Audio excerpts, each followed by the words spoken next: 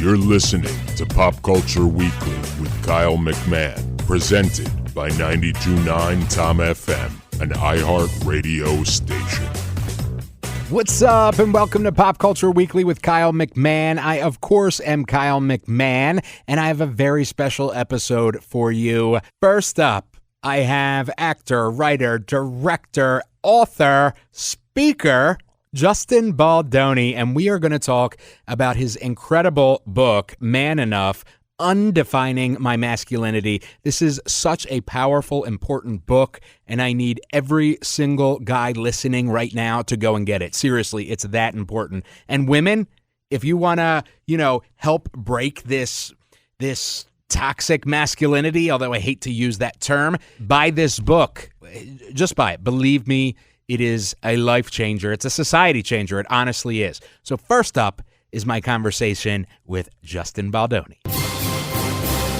So I am here, Pop Culture Weekly on iHeartRadio, with author, director, speaker, activist.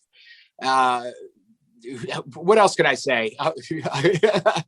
Justin Baldoni. And we're talking about his brand new book, Man Enough, this book is absolutely incredible, man. I really love it. Thank you so much, man. That's really very kind of you. Yeah, I really enjoyed it, and I love how it just kind of fleshes out things that you've been talking about forever, a lot, and it's just incredible. I can't wait to talk to you about it. Thank you. Well, thank you for reading it, and it's nice to be with you, man. I love talking to guys about this stuff, so I'm in. Wherever you want to go, let's do it. All right. So just first, give me a little bit about how did you get to where we are today? How did I get to where I am today, or how do you think we got to where we are today? How did you, Justin, get to where you are today? Look, well, first of all, by the grace of God, right? And honestly, by the grace of so many incredible, patient women in my life. I've always been a pretty sensitive, emotional guy, but I've been wrapped up in this very, what the heck you want to call it, traditionally masculine body, right? I'm about 6'2", 195 pounds. I was an athlete. I ran a 4.37 40, but I was bullied and called a girl and gay and seen as weak and less than, and all of these things that we do to other boys. And I just never felt like I fit in, which was a really interesting thing. I also, I had a lot of girlfriends, and I enjoyed talking on the phone at night with my girlfriends. I loved talking about things, and I loved art and movies and music. I loved dancing. There was just a lot of stuff that I loved that wasn't socially acceptable to like, that I was made fun of and picked on and teased. I was also, afraid of heights, and I didn't drink alcohol. I had a spiritual practice. And so I was kind of like living in conflict, but because, on the soccer field or on the track, I could kick ass, and then off, I wasn't really cool anymore. And I started asking a lot of questions over the course of my life and engaging in behaviors that weren't really cool. And, wanting so desperately and so badly to be accepted by the other guys, that I was willing at times over the course of my life to make choices that go against the moral fabric of who I am as a man and as a human being. It's that thing. We have to we have to repress those parts of ourselves in order to gain acceptance to this club that doesn't exist. And over the course of my life, I hurt a lot of people. I hurt myself, and I started asking these questions really in my 20s. And when I met my wife, the mirror was really held up to me. Mm-hmm. And when I became a father, I went deeper and deeper and deeper and deeper. And what I realized was a lot of the things that I was feeling, a lot of other men are feeling. In fact, most other men feel. The difference is a lot of men don't even realize that they're feeling it. And I started talking about it. I did a TED Talk on it, and we went deeper with this book. And it's called Man Enough. What's that? The podcast as well. And now we're just starting a podcast. Actually, we're just starting to do a Man Enough podcast. That's going to be for later in the year. I love it. So, your story is awesome. And what I really love about you and your story is the authenticity and vulnerability. There's a book by Brene Brown. Brene Brown. Yeah. Yeah. Power of Vulnerability. So, that book was really transformative for me because I was like, wow, it is terrifying to be vulnerable. Not only just to other people, not only especially probably with other men, but with myself, and we as men in this society have a tendency, which, you go into great detail on, to put up the shield and not let ourselves be vulnerable. And you have taken that shield off and not been afraid and used the power of vulnerability to tell your story, what so many men are thinking and feeling and have their entire lives. Well, I wouldn't say not afraid. I think that's the myth, right? You take off the armor, the fear doesn't go away. The fear increases because you don't have a shield to protect you. We act unafraid as men because we have our armor on. We've been wearing it since we were kids. We've been taught to put it on. We put it on every single day. And but that's why we can pretend to be not afraid. That's why we can pretend to be impervious, right? It's because we're wearing armor. That armor doesn't just protect us from those incoming attacks. It also prevents connection, not just between me and another person, but between me and myself. Mm-hmm. And first of all, kudos for you. Any man who quotes and reads Brene Brown, I think that's phenomenal. So the fact that you read that book is amazing. And yeah, it's a scary thing, but I think that's also okay to acknowledge. And in fact, in many ways, I think it's more masculine, if anything, right? If we're having like that traditionally masculine conversation, I think it, takes a lot of courage to, in the face of fear, be brave and take that armor off and still have these conversations. Yeah, it's you make a great point. It is actually scarier to do that. It really is the easier option to keep building that armor, keep it up, Yeah. One of the most important books that I read, and ironically, it's the shortest book. I read it in a weekend long therapy retreat I took my whole family to. It's called The Knight in Rusty Armor. And I ended up kind of framing my book with this idea. And that's where the armor came from. And, the whole thing about the Knight in Rusty Armor is that, we put on this armor from a very early age, and this armor becomes the thing that we're known for. And we don't even realize after a certain point that we still have the armor on. And that armor then becomes the thing that everyone starts complaining about. If we're in a heterosexual relationship and we end up getting married, our wives are like, take off the armor. And we don't even know how to take it off anymore. So not only do we even realize we have it on, we don't know how to get it off. And at the end of this book, in The Knight in Rusty Armor, the only way the knight is able to remove his armor after he goes on this long journey, the journey of the soul, into the forest, like he slays his dragons, is by crying the tears he has repressed his entire life. And boy, did that book hit me hard. And I think that's a really important thing to recognize is we don't even know we're wearing the armor. We don't even know we have tears that we need to cry half the time until something happens in our lives, and then we're just overwhelmed with emotion and we can't stop. Right. Yeah, that's powerful stuff. And it's interesting because, societally in our society, I hate the term real man, and you hear this even today. I was on Reddit yesterday, and there was this CEO of some company that was harassing this boy at prom who was wearing a dress. And I was reading some of the comments, and somebody was like, well, he's right. He should be dressing like a real man or whatever. And it angers me because I'm like, the dude who identifies as a male is a real man. Like, what are you talking about? And I hear that. permeate in our culture. And I think it's gotten, a bit better, in this generation, but we're still a far way. Oh yeah, we got a long way to go.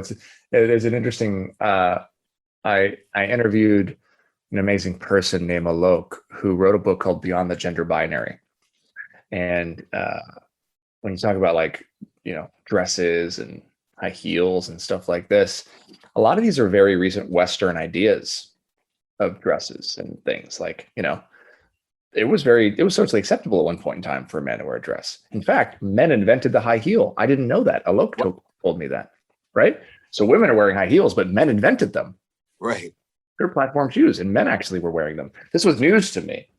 Why would I ever need to know that? I'm born into a culture that says this is what a man is. This is what a woman is. This is how we raise our boys. This is how we raise our girls. But who decides this stuff? Yeah. And that's what I think this comes down to. We have to challenge these things and ask ourselves, is this serving me? Is this good for my emotional health? Is this good for my marriage? Does this make me a good friend? Right? Am I satisfied with my life? Or do I feel like I am always going to be trying to climb another mountain? As soon as I get over that mountain, is there another one that's even bigger that I can't see right now? Or am I going to be satisfied when I get there? If my happiness and my enoughness as a man rests on external validation or approval from other men, then I'm never going to be man enough. Because what's going to happen? Eventually, at some point, that power, right? Maybe my confidence as a man stems from power. That's what happens in a patriarchal society. Maybe I believe in the myth of the alpha wolf and the alpha male. All right. So that means that I exert power and dominance over another man. And therefore, that's how I earn my manliness, right? You don't mess with me. I'm a man. I'm an alpha. Come on, bring it on. I'll challenge you. It's all about challenging and toughness. Well, does that serve me?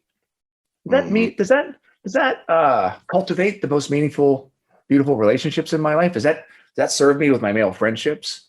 Right? Because I believe that when you're one of those alpha kind of guys, or if that's how you're engaging in your relationships as a man on a daily basis, whether at work or in friendships, or if your enoughness relies on external validation, there's going to be a point in your life when that all goes away and then you're left with nothing.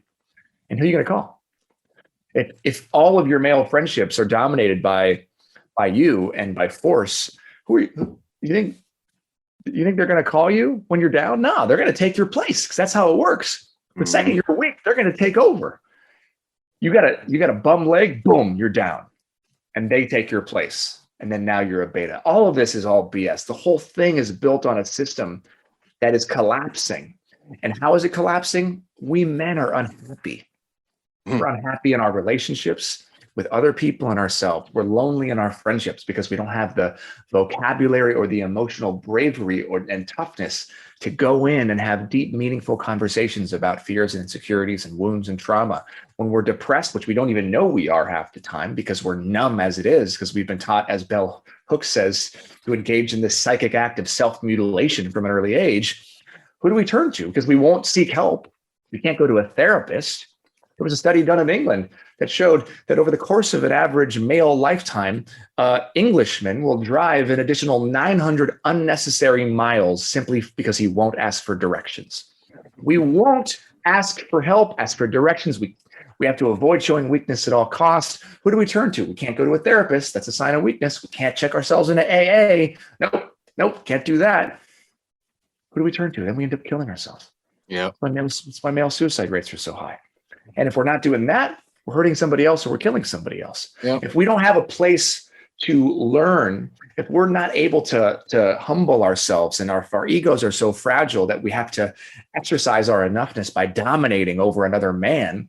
But if there's no men to dominate over, then we turn to women and we dominate over them. And then you wonder why women are raising their hands saying 97% of all women at some point in their lives are going to be harassed or sexually abused. 1 in 4 women are raped in their lifetimes. You see this epidemic coming to light. It's happening right under our noses. And so it's our job as men, if we're having a conversation, for the next generation to not raise our boys to protect women. You know, raise our boys to be active and allies and stop that male behavior in its tracks, stop that misogynistic behavior in its tracks so that we don't have to protect women. The protection is a reaction. Mm-hmm. We got to be engaged and be willing. You want to talk about being brave? We'll be brave enough to call another man out when he's objectifying or sexualizing a woman. That's what bravery is. Because when you call that man out, he knows it's wrong. If you don't call him out, he thinks it's right. And eventually, that guy is probably one of the reason that 1 in 4 or 5 women that we know are sexually assaulted or raped. Yeah. Yeah, it's a sobering statistic, and it speaks to what we are dealing with. I mean, my mom passed a little over 3 weeks ago from pancreatic cancer. Oh man, I'm so sorry. Thank you very much. And I have relied, not just on my dad and my aunts and uncles, but my close relationships, throughout my life. And I had, I've got to say, most of the males in my life are, I always joke that I've trained them because, if I have a conflict with them, I'm not going to be angry at you and ignore you for a month. I want to talk about it. And it doesn't matter if you're a male or female or whatever, because it's going to bother me. It's going to be on my mind constantly. I want to talk to you. Let's just talk about it and move on with our lives. And so I've kind of jokingly trained, a lot of my friends, and these are college ball players. And of course, they don't have the vocabulary necessarily to have the conversation, and it's uncomfortable. Exactly. But they've been, great with their support in saying, hey, do you want to talk? Do you want to just hang out and do something? I've been pleasantly surprised. However, I have one friend who's a very good friend of mine, didn't come to the funeral, didn't even ask about the funeral, didn't ask how I was doing or anything, which, I can handle myself, but I thought it was kind of odd, as close as we are. And I said, hey, do you plan on coming to the funeral? You haven't asked about it or anything. And he was like, no, I don't do funerals. There's crying and stuff there. And I was like, okay, I'm not really sure what that means. Like, you don't want to see people crying? And he was like, yeah, I don't do when people are crying and stuff. I that's not something I can do. And I was hurt for a little while. And then I was like, you know what? It's really a him problem, not a me problem. But I thought to myself, how sad that is that you've built such a wall around you that it makes you uncomfortable to see other people cry. And it makes you uncomfortable to think that you might cry in front of other people. That's a sad wall. But that's also very normal. And again, I go back to that Bell Hooks quote about the psychic act of self-mutilation. We have had to train ourselves for our own safety and self-preservation because of being bullied by other men to not feel. And I'm so sorry. And again, I'm so sorry about your mom. But as it relates to your friend, what he's also showing you is not only is he uncomfortable being around other people who are crying, he's uncomfortable with himself, but he doesn't even have the ability to feel for you. Mm-hmm. And this is the scariest thing. This is when, as we as men, become dangerous. Because if you can't have compassion and empathy for your best friends, who do you have compassion and empathy for? Yeah. That's why the world feels so dangerous for women and trans folks, people of color, right? Absolutely. Of course. How do you not? Of course you're gonna. This is sensitive. Of course you're gonna shoot an unarmed black kid, right? Of course, yeah. Of course you are, because you've been trained in a world that you don't have feelings, right? And on top of that, you mix in racism. You mix in racism and sexism and misogyny and patriarchal culture and white supremacy. You have all of this, and you're not going to feel bad about it, right? Of course, you're gonna go harass that woman at the bar. Of course, you're going to do that because you don't feel anything. You're numb, and if she doesn't, you don't care if it makes her feel bad or not. You don't care if she feels objectified, or if you grab her ass. You're not going to go home and lose sleep about it because you've numbed yourself that you don't have any feelings. Exactly. And if you don't care about other people, then you're only in it for yourself. You're just walking through the world thinking about yourself. And you don't even know that you're depressed half the time. So then what happens? And you start getting suicidal thoughts. You start thinking about why am I even here? I don't want to be here. And then one day the flood lets go, lets loose. And that's when crazy stuff happens. Mm-hmm. That's when you take your own life, maybe. Yeah. That's when you do something that you would never do. You hear about all these people, you talk about all these mass shootings, all these white guys, all these white kids. Oh, you seem like a good guy. You never seemed angry. Well, of course not. He just cut himself off from himself. He had no idea who he was or how he felt. He was living in denial. Anger and rage are the only socially acceptable things that we as men are allowed to feel. Yeah. We're bullied and shamed when we feel anything else. Now, of course, the things I brought up, there's far more complex dynamics and race dynamics and socioeconomic dynamics and all of these things. But at the end of the day, you can distill it down to a lack of human decency and empathy and compassion. And all of us men have the same thing in common, that we've been raised in a system that shames us for having those things. We've been told that men don't have those things, women do. Right? Yeah, absolutely. And what makes it even more dangerous is, using your example of shooting an unarmed black kid, you are then supported by other white men, particularly white men, but you are then supported by other men that also have that lack of, empathy, if you will, because we've walled ourselves off. So you've created an entire system that makes it okay in many ways. Yeah. And the patriarchal system is also built on a white supremacist system. And sure, we might lose some people here in this part of the conversation, but I don't think that we can, especially as two white guys having this conversation, have the conversation without acknowledging that in the same way that we want to be anti-sexist, in the same way that we're going to challenge misogyny and challenge the patriarchy and challenge these ideas of what it means to be a man, we got to challenge the same system as it relates to our whiteness and challenge that same idea that, yeah, you know what, as a man, this world in many ways has been set up to benefit me. And also as a white man, this world has been set up to benefit me. So I'm at the intersection of those two things. And I have to also be willing to be anti-racist just as much as I'm willing to be anti-sexist. And because at the end of the day, having privilege is blissfully being ignorant. I'm not forced to look at this stuff. I don't have to think about all the ways at night, as an example, that when I walk to my car, I need to prepare myself just in case somebody attacks me. That's on the majority of women's minds every single day, especially when they live in, heavily populated areas. Just walking to their car at night is a threat. They're always under threat. Riding the subway, wherever you are. My wife told me when we got married that she used to keep her keys between her fingers like a Wolverine claw. Come to find out that tons of women do that. Pepper sprays, all of these things. Well, I've never had to do that as a guy. Sure, there's times when I might have felt unsafe walking in maybe a dangerous neighborhood or whatever that is. But what does that even mean to walk in a dangerous neighborhood? Right? Now we're talking about a whole other system. That's where the intersection of racism comes in. Right? And we could go on and on and on and on. But that privilege is not having to think about those things because I'm safe. Right? Yeah. That privilege comes down to, me being pulled over and thinking that I, as a white guy, can talk myself out of the ticket.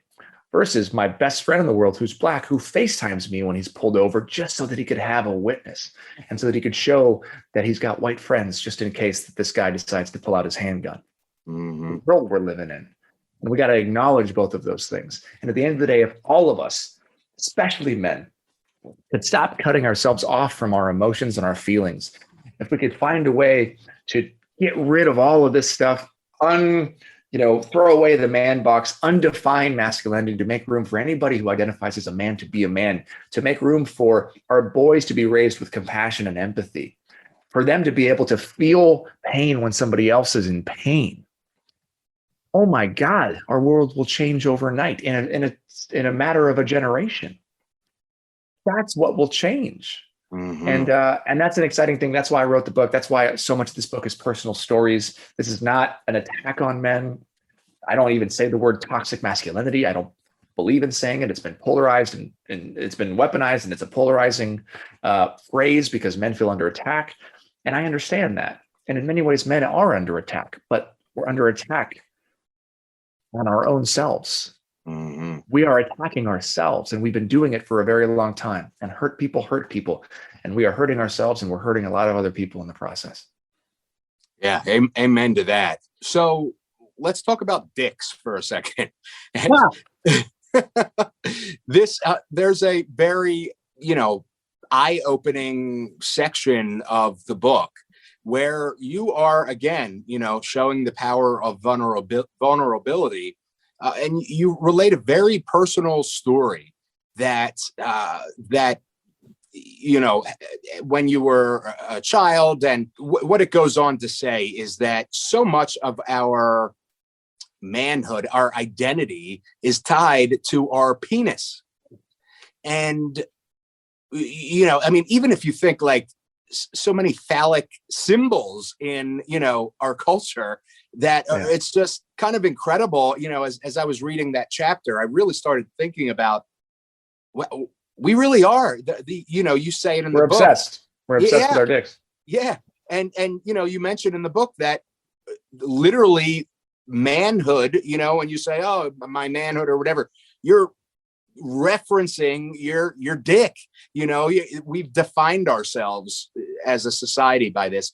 Why is that in your opinion, and how can we get away from that? Because it causes a lot of issues. I don't know why it is. I'm not a gender studies expert and sociology, professor. I can just tell you that it hasn't always been this way, I don't think, in terms of the comparison and insecurity. I mean, at one point, urinals were trenches. They were horse trenches. And over time, over the last 50 years, 60 years, men started to become increasingly insecure in comparing their penises to other men's. And we developed anxiety around it. So men had anxiety peeing in front of other men. So therefore they built the urinal. Wow. Right. This is, sorry, I think I have another one coming in. Oh, you're good. Oh, I'm sorry. This is a new thing. And at the end of the day, I think a lot of this comes from porn. Yeah. I think a lot of this comes from us men in private looking at porn, comparing ourselves to what we see. It comes from experiences like what I share in the book, me being prepubescent, my body not fully grown, and having another boy who was my same age but farther ahead masturbate next to me, and me seeing, oh wow, that's like a man penis, and I don't have that. There's something wrong with me. That's what we do, is we compare ourselves to each other, and we think that our penises should become something that punish women, right? Again, because we're learning about sex from porn, and the majority of porn is violent, right? If you talk to women, that's not what women want, right? That's not what sex is. Sex is a beautiful, vulnerable thing, and it's a place to show up as your full, authentic self. It's not a place that you got to punish. And of course, again, women deal with their own issues here and their own internal misogyny because of the way they've been raised, right? And so at the end of the day, you have all of these men. You have one of the most Googled things on and the search query is, what's the average size of a male penis? Because we want to know that we are okay. Right. We want to know that we're not too small or something. But it's like we're all walking around with penises that serve a function to procreate at the end of the day. And a man with a big penis or a small penis, does that really make a difference? I mean, come on, some of our best athletes, do we know their penis size? Does it really matter? Right. You could have the biggest nerd in school with a big penis, but nobody will ever know about it. And he's still bullied like everybody else. What does it actually matter? Yeah. Right. It doesn't mean anything. Again, it is some BS, strange, like way for us to compare ourselves to, as if that's our manhood. And if we don't have, so what? So, something happens and our penises are cut off. Do we then just are we just not men anymore? Right. I mean, right.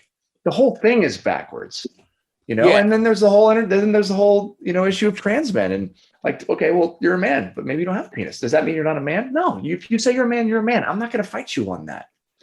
So I just think that when we get into biology and all this stuff, I just think it's a whole weird enmeshment of male insecurity and ego and projection and us trying to be things that we're not, and none of it really matters at the end of the day.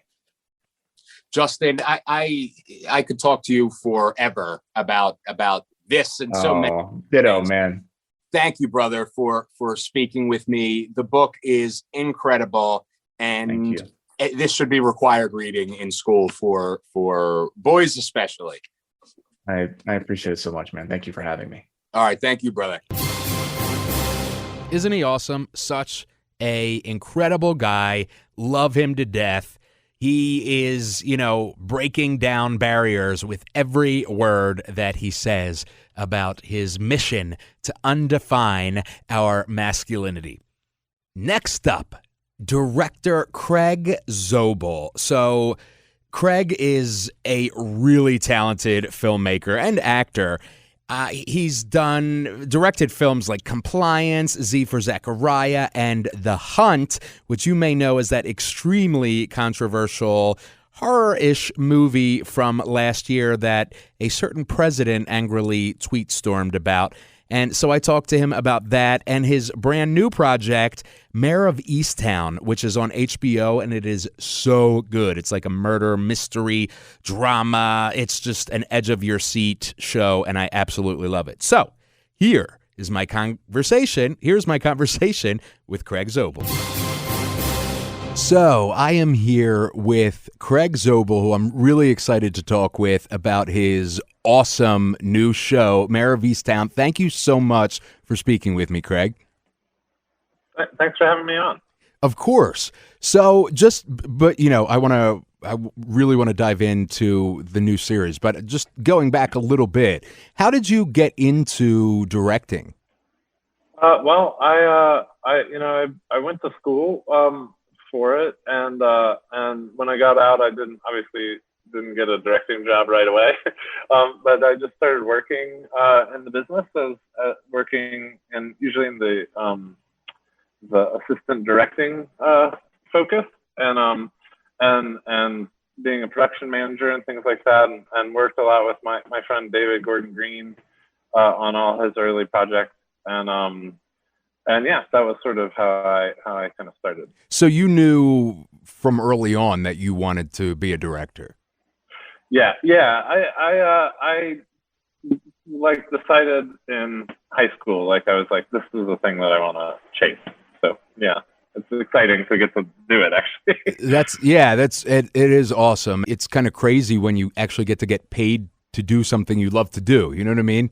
It is literally I try to remember that all the time because it is so lucky. I mean, directing movies and TV is totally one of the most fun things that it's crazy that you get paid to do it. It's also very hard and the hours are long, and I'm glad I get paid. But it really is such a treat for sure. And so you released 3 feature films, I believe, and you've done numerous acclaimed series. One of those feature films was The Hunt, which, I personally, by the way, I absolutely loved. And I think the circumstances surrounding it with COVID and all that really was a disservice to the film. How did you feel about that? Oh gosh, I mean, The Hunt I'm really proud of The Hunt. I set out to make a fun movie that was a fun entertainment that maybe kind of satirized what I felt was happening in our culture at the moment. And I thought it would be received sort of as the type of film that it was, and it actually, because of the world we live in now, a lot of people kind of didn't watch the movie and sort of made some assumptions about it, and so that limited it in a certain way. But I think I've really been quite surprised and proud to see how many people have found it, even in the sort of pay-per-view universe of it being a direct to streaming thing. That what happened, because we released on the weekend of March 13th when everything shut down. So that was just luck of the draw. But I do feel like a lot of people are finding it, and I'm happy that it has a life like that. Because like I said, it's I'm still really proud of it and feel like it was a super fun thing to do. As you should be, because it's I love the movie and I love how it's really a commentary, you know, on so many things. And how insane is it that, you know, at the time the president of the United States tweeted about your film? Pretty weird. Pretty crazy. That's a strange day. That's a day that you don't ever forget, for sure. Yeah. So we've got to talk about this series. I absolutely love it so much. Mare of Easttown. I don't even know how to describe it. I mean, it's kind of a murder mystery. It's kind of a character study. It's kind of a drama. How would you describe it as the director? Yeah, I always would start and say that it is a murder mystery, because I feel like that's, you know, hopefully like satisfying enough that like that is sort of one of the reasons that you're watching, and that it is in that genre of stuff.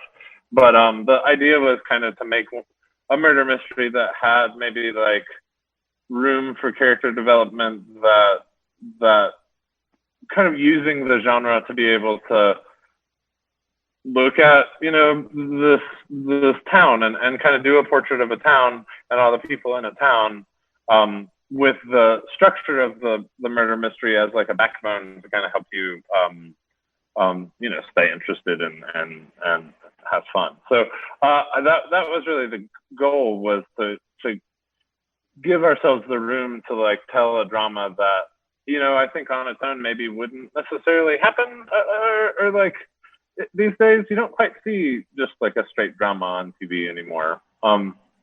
So I felt like we found a cool mix, or at least to me we did. Hopefully other people feel that way.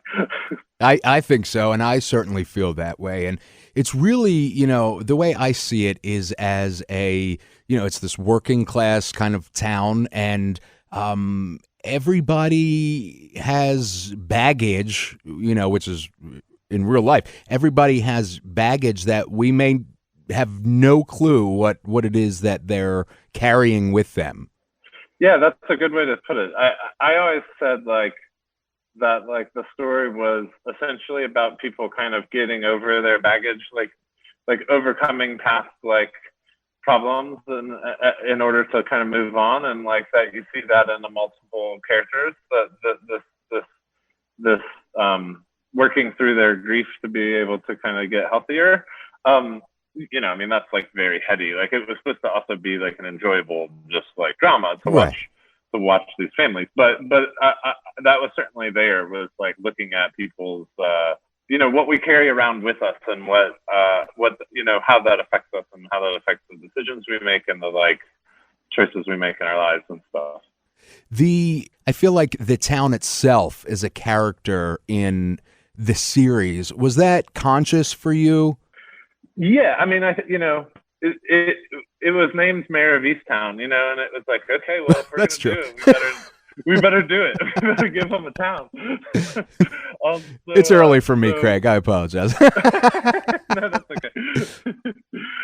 But that was like literally a thing we would say, you know, like on set, we would, you know, try to be making sure that we were kind of following that. It's like an ambitious thing to try to do, to like have a lot of characters. There's a lot of characters, and have you know, and just sort of like how to balance like seeing enough of them to feel like they're real people that are three-dimensional and have their own thing going on, and also keep the main narrative of Mare, Cait Winslet's character, who is just so, I just found her so interesting. I found like what I hadn't really seen that woman necessarily on TV recently, you know? Mm-hmm. So it was fun to try to do that. Yeah, and you know, the acting is, I mean, it's front to back, top to bottom. The acting is absolutely incredible. You know, Cait Winslet is just, it's nuts. Jean Smart, I mean, she's hysterical. You know, just the acting is incredible. Were you, as a director, is this like a playground for you with these types of actors and performances? Oh yeah, I mean, I felt so lucky every day. It was nice. It was also nice because of what we were trying to do. It wasn't like we were going to work every day and kind of constructing like some crazy action sequence. Occasionally we were, but like not, you know, every day. Really, kind of the focus was like to make a great scene. And you know, each day when you'd look at like who was going to be on set in the morning, I'd be like, oh, this is going to be great. This is, you know, Evan Peters scene or a Guy Pearce scene, you know. So yeah, it truly was like a gift. It was amazing. And getting to like know, because I directed all the episodes, like getting to kind of know like where things were going with characters, and then being able to be like, oh my gosh, like that's going to totally change the scene multiple episodes down the road if we do this here. And getting to kind of like play with that was, it was so fun. It was truly like going back to like, I can't believe that it's a job that they pay me to do. It's great. And did you, production-wise, so you didn't film, you know, as often doesn't happen, but you didn't film sequentially. You filmed like production-wise. That's correct. But we didn't even film like the episodes in order. So we would, you know, if something happened at whatever, the shopping mall, we shot all of the scenes at that shopping mall at once, even if they were in 4 different episodes. So there was a bit of like having to kind of have a lot of bookmarks, like, and kind of be remembering like where you were both in the murder mystery and just sort of in everybody's arc, because everybody had a, you know, we tried to have an arc for all these, you know, people of Easttown.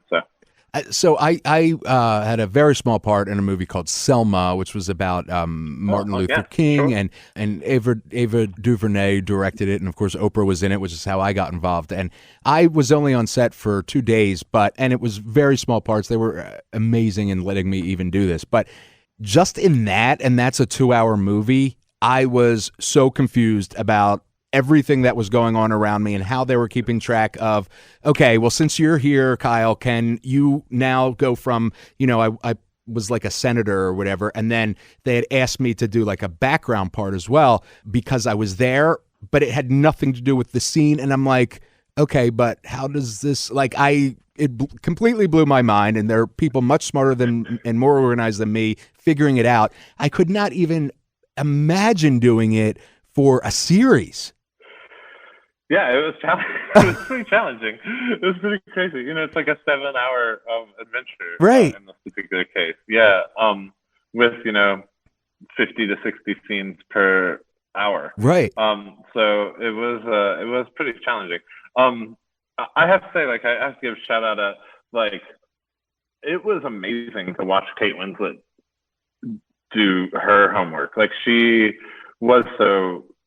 She recognized kind of like what the labor of that was, and was quite impressive. Like I always felt like there were definitely times like Cait and I would be like, okay, like it just kind of ended up in a huddle, like, you know, in front of the camera being like, but if people are like thinking this by this point in the murder mystery, maybe we should do a take that implies that, you know. And just her kind of encyclopedic knowledge of the scripts was so impressive. And she's just an impressive human being overall. But it was really, really fun. Yeah.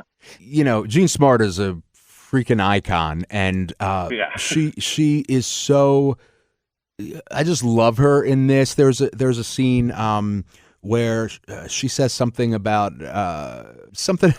you know, she's hurt. And she says something like, well, what do I have to be more maimed for you, or something like that. And I just thought, like, it's just so funny. And it brings the series itself is like a living, breathing, you know, like we talked about, it feels like a real town to me with real 3-dimensional people.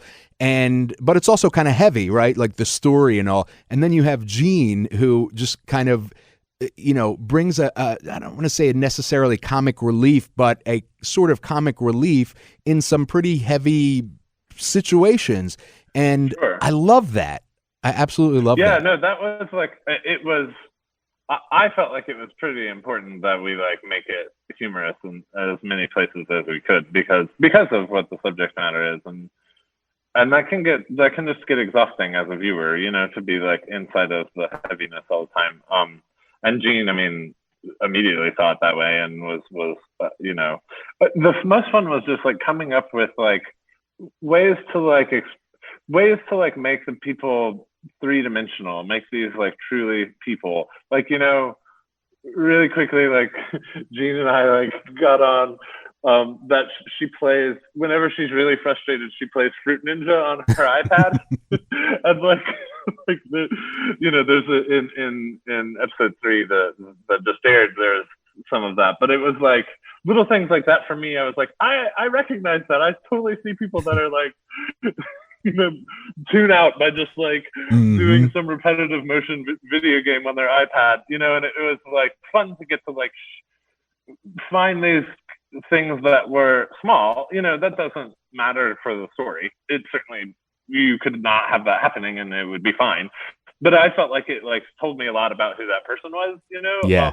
And Jean was able to like ID those things all the time and like be looking for that. And so it was really, really fun. Yeah, I love it. And it's a very fine line between doing, kind of comedic scenes in a heavier story and making it work and having it not work and kind of ruin everything.